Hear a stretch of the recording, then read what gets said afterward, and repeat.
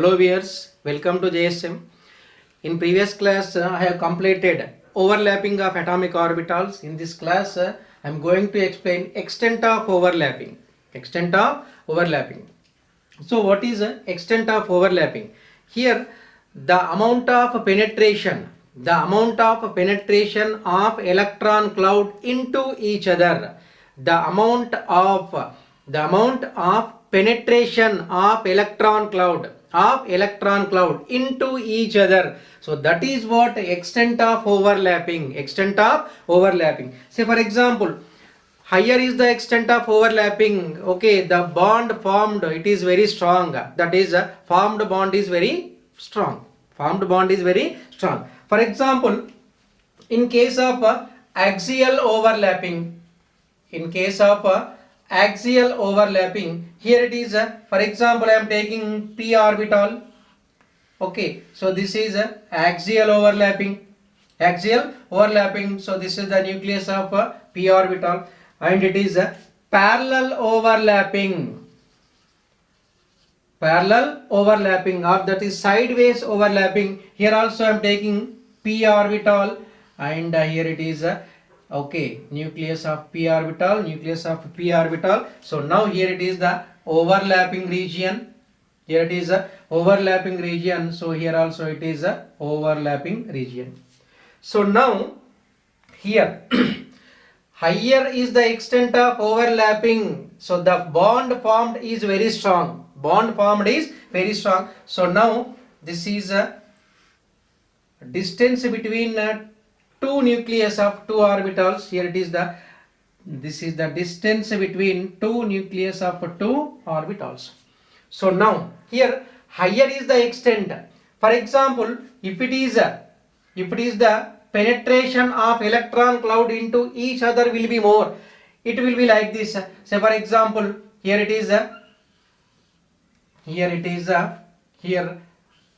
orbital, this is first orbital. Okay, so now it is what it is a second orbital. Okay, so penetration, here you see again, here this is the nucleus of first orbital, this is the nucleus of second orbital. Distance between two nucleus is more. So now like this penetration is possible. So now here you see, so whenever we are bringing these two orbitals very close. So now this is the nucleus of first orbital, and this is the nucleus of second orbital. So compulsory this is between these two there is a repulsion. Here distance between these two nucleus is very less. So here it is what extent of overlapping is very less. Here extent of overlapping is more. So this is the first p orbital, this is the second p orbital, this is the first p orbital, this is the second p orbital. It may be like this. Here like this extent of overlapping. So what I said, the amount of penetration of electron cloud into each other. So like this is what penetration of electron cloud. Say for example here it is like this. Okay, so here it is penetration. Okay, it is very strong. In case of what? In case of axial. So in case of parallel overlapping, this is parallel overlapping. So it is not strong, because here it is what between two nucleus there is a repulsion. Here is what higher is the extent of overlapping. So formation of a strong bond. Here it is the lesser extent of overlapping is possible. Here the formation of a weak bond. So now in axial overlapping, already I said here it is what formation of sigma bond takes place, and here it is what formation of pi bond takes place. So now this is the extent of overlapping. In first case, so like this, here it is a small extent. Here the penetration is what small extent. So now here it is in case of this penetration is more of what electron cloud. Electron cloud, it is very strong. But whereas in case of parallel overlapping, so right, it is a parallel overlapping. So axes are what? Parallel to each other. So now here it is what? Nucleus of these two orbitals are very close. So there is a repulsion. So there, here it is whatever bond formed, that is weak. Here it is whatever bond formed, it is strong. Comparison between sigma and pi bonds. Comparison between sigma and pi bond. So now sigma bond and pi bond. Sigma bond, pi bond. So first point. Sigma bond is formed by axial overlapping of atomic orbitals or linear overlapping or head-on overlapping of atomic orbitals. So now pi bond is formed by parallel overlapping of atomic orbitals. Okay, first point is what? Sigma bond is formed by axial overlapping or linear. Pi bond is formed by parallel overlapping of atomic orbitals. Second point.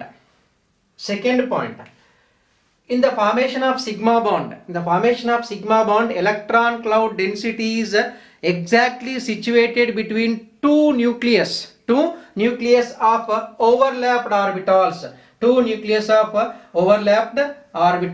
So here I am drawing overlapping p orbital. So now here it is what? It is the electron cloud density. So now here it is a nucleus. So now in the formation of sigma bond, electron cloud density, where it is located or where it is situated? Between two nucleus of what? Atomic orbitals. But whereas in case of pi bond,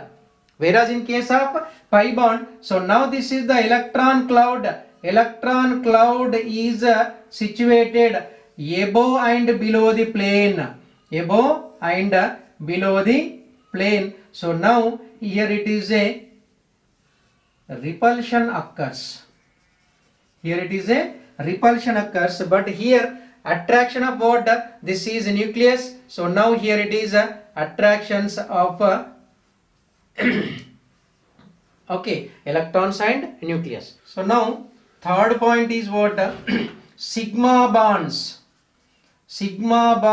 are at lower energy. Next, pi bonds are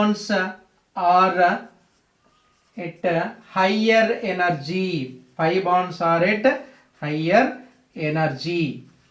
Okay, so these are the differences between sigma and pi bond.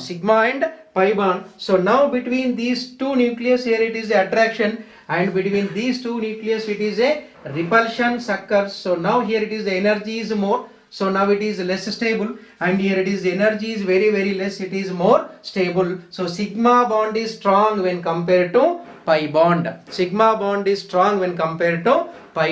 now these are the comparisons of sigma and pi bond.